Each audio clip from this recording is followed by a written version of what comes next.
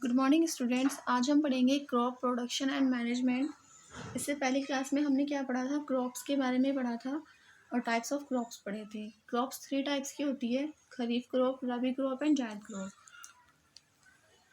आज हम पढ़ेंगे एग्रीकल्चरल प्रैक्टिसेस। एग्रीकल्चरल प्रैक्टिसेस क्या होता है? जब कोई किसान खेत में फसल उगाता है तो उसको फसल उगाने से लेकर फसल काटने तक बहुत से काम करने पड़ते हैं, जिन्हें हम क्या कहते हैं, एग्रीकल्चरल प्रैक्टिसेस कहते हैं। तो इसमें 7 स्टेप है। हमारा पहला स्टेप क्या है? प्रिपरेशन ऑफ सॉइल, मिट्टी को तैयार करना। सेकेंड स्टेप है सोइंग, बीजों की बुआई। थर्ड है एडिंग मैन्योर एंड फर्टिलाइजर, फसल को खाद और उर्वरक देना। फोर्थ स्टेप है इरिगेशन, पानी की सिंचाई। फिफ्थ है प्रोटेक्शन फ्रॉम वीड्स, वीड्स होते हैं खरपतवार, एक्स्ट्रा प्लांट जो फसल में उगाते हैं उनसे प्लांट को प्रोटेक्ट करना। सिक्स्थ स्टेप है हार्वेस्टिंग, फसलों की कटाई। और सेवेंथ स्टेप है स्टोरेज, फसल को स्टोर करना। तो हमारा पहला स्टेप क्या था? प्रिपरेशन ऑफ सॉइल, मिट्टी को तैयार करना। It involves loosening and turning of soil. इसमें क्या होता है, मिट्टी को लूज किया जाता है, ढीला किया जाता है। एंड टर्निंग ऑफ सॉइल, मिट्टी को ऊपर नीचे किया जाता है। This process is known as ploughing. ये पूरी प्रोसेस क्या कहलाती है? प्लोइंग कहलाती है। प्लोइंग को हिंदी में क्या कहते हैं? हल जोतना, खेत जोतना। खेत जोतने से क्या होता है, जो मिट्टी है जो होती है वो सॉफ्ट हो जाती है और मिट्टी ऊपर नीचे, जो मिट्टी नीचे रहती है वो नीचे से ऊपर आ जाती है। This allows the roots to penetrate deep into the soil. इससे मिट्टी, जो प्लांट्स, हम नए प्लांट्स खेत में लगाते हैं, उनकी जो रूट्स है वो नीचे तक, गहराई तक जा पाती है। जो आप ये फर्स्ट पिक्चर में देख रहे हो ना, ये किसान खेत जोत रहा है। ये बहुत ही ट्रेडिशनल मेथड है, प्राचीन मेथड है। ये हम अब यूज़ नहीं करते ज़्यादा। जो हम अब यूज़ करते हैं मॉडर्न मेथड, वो सेकंड पिक्चर में है। इसमें ट्रैक्टर की हेल्प से खेत को जोता जा रहा है। It help in the growth of earthworm. खेत जोतने से क्या होता है, जो हमारे खेतों में अर्थवॉर्म की ग्रोथ के लिए ये अच्छा होता है। अर्थवॉर्म को फ्रेंड्स ऑफ फार्मर कहते हैं। अर्थवॉर्म को फ्रेंड्स ऑफ फार्मर क्यों कहते हैं? क्योंकि अर्थवॉर्म मिट्टी को लगातार ऊपर नीचे करता रहता है नेचुरली तरीके से। जो किसान नई फसल उगाने से पहले करता है ना, मिट्टी को ऊपर नीचे, जो खेत को जोतता है, ये काम अर्थवॉर्म नेचुरली रूप से करता है, मिट्टी को ऊपर नीचे। और मिट्टी की जब ऊपर नीचे होती है, ये हमारी क्रॉप्स के लिए अच्छा होता है, इसलिए अर्थवॉर्म को फ्रेंड्स ऑफ फार्मर कहते हैं। Turning and loosening of soil brings the nutrients rich soil to top so that plant can use these nutrients.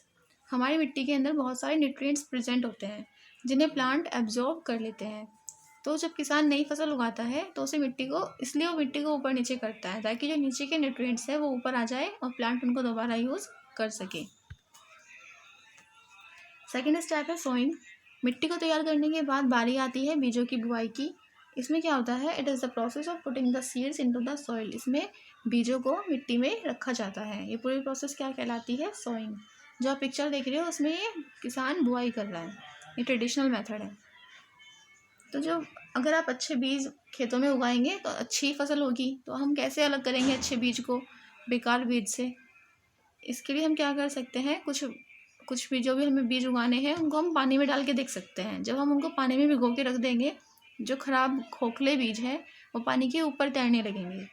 तो हम खराब बीज को ऐसे जो पानी के ऊपर तैर रहे हैं उनको अलग करके जो अच्छे बीज है उनकी हम बुआई कर सकते हैं।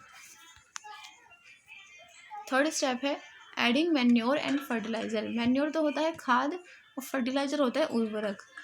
फसलों की बुआई के बाद उसमें हम खाद और उर्वरक ऐड करते हैं।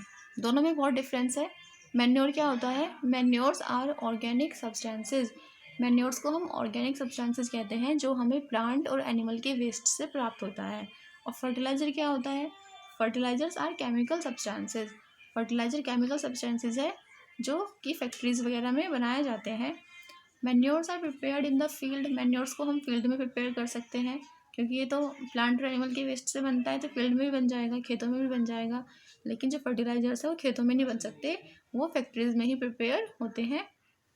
Manures contain all nutrients. Manure के अंदर सभी न्यूट्रिएंट्स पाए जाते हैं, लेकिन फर्टिलाइजर के अंदर सभी न्यूट्रिएंट्स नहीं मिलते, इसमें कुछ टाइप के ही न्यूट्रिएंट्स पाए जाते हैं। तो जो ये पिक्चर है, फर्स्ट पिक्चर तो मैन्योर की है और सेकंड पिक्चर फर्टिलाइज़र की है। इसके बाद बारी आती है इरिगेशन की, पानी की सिंचाई की। The supply of water to crop at different interval is called irrigation. फसलों को पानी देना डिफरेंट डिफरेंट टाइम पर ये क्या कहलाता है, इरिगेशन कहलाता है। इस पिक्चर में जो हम फर्स्ट पिक्चर देख रहे हैं, ये ट्रेडिशनल मेथड ऑफ इरिगेशन है। ये बहुत ही प्राचीन मेथड है। इसमें जो किसान हुआ करते थे वो कुओं से पानी खींचकर अपनी फसलों को पानी दिया करते थे। जो सबसे पहले तो वो खुद ही पानी खींचा करते थे, लेकिन बाद में वो किसी जानवर की हेल्प से भी ये काम कर सकते थे। लेकिन जो हम अब यूज़ करते हैं मॉडर्न मेथड इरिगेशन के लिए, हम ट्यूबवेल का भी यूज़ कर सकते हैं। लेकिन ट्यूबवेल से क्या होता है, पूरे खेत को पानी दिया जाता है, तो पानी इस तरीके से वेस्ट होता है। तो जो हम अब यूज़ कर सकते हैं वो कौन सा मेथड है, जो बिल्कुल मॉडर्न मेथड है, वो drip system irrigation, sprinkler system. इसमें आप जो सेकंड पिक्चर देख रहे हो ना, ये ड्रिप सिस्टम ऑफ इरिगेशन की है। इसमें जहाँ पे भी फसल है सिर्फ पानी वहीं तक ही जाएगा, रूट्स डायरेक्टली प्लांट्स की रूट्स तक ही पानी जाएगा। जो एक्स्ट्रा पार्ट है लैंड का, वहाँ पे पानी वेस्ट नहीं होगा। तो ये मॉडर्न मेथड है इरिगेशन का।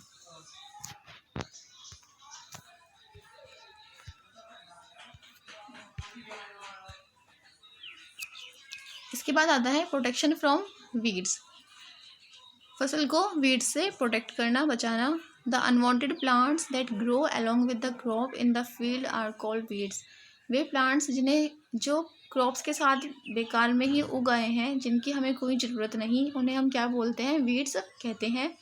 Weeds share water, sunlight, space, nutrients with the crop plants. जो वीड्स होते हैं वो हमारी क्रॉप के साथ पानी, सनलाइट, स्पेस, न्यूट्रिएंट्स भी शेयर करते हैं। इसलिए हमें इनको अपनी फसल से अलग कर देना चाहिए, रिमूव कर देना चाहिए। हम इन्हें कैसे रिमूव कर सकते हैं, खुरपी की हेल्प से रिमूव कर सकते हैं, या फिर कोई केमिकल डाल के भी इनको हम वहाँ से हटा सकते हैं। उन केमिकल्स को हम क्या कहते हैं, जो वीड्स को रिमूव करते हैं, उन्हें हम वीडिसाइड्स कहते हैं। इसके बाद आता है हार्वेस्टिंग, फसलों की कटाई। The cutting of crop after it's maturation is called harvesting. फसलों की कटाई होना जब फसल बनके तैयार हो जाती है, उसे हम क्या कहते हैं, हार्वेस्टिंग कहते हैं। The grains are separated from chaff with the help of wind, winnowing and by threshing.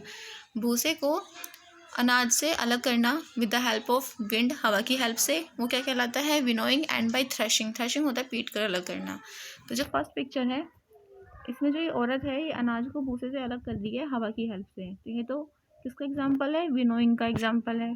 और सेकंड पिक्चर में औरतें क्या कर रही है, ये जो ले रही है अनाज, ये अनाज को भूसे से उसको पीट के अलग कर रही है। ये कौन सी प्रोसेस है, ये थ्रेशिंग की प्रोसेस है।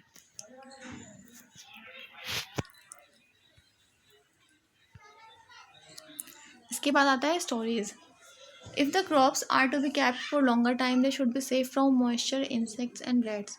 अगर आपको अपनी फसल को लंबे टाइम के लिए स्टोर करना है, तो उसको मॉइस्चर, नमी, इंसेक्ट्स होता है कीड़ों से बचाना, एंड रैट्स, चूहों, तो इन सब से बचाने के लिए हमें उनको स्टोर करना पड़ता है। Farmer store grains in the jute bag और मेटालिक बिन्स। फार्मर उनको अपने बैग्स में, बड़े बड़े जो बैग्स होते हैं, या फिर मेटालिक बिन्स, मेटल के जो बड़े बर्तन होते हैं, उसमें स्टोर करके रखते हैं। जिन स्टोर्स को हम क्या कहते हैं, सिलोज कहते हैं, या फिर ग्रेनरीज कहते हैं। Thank you so much.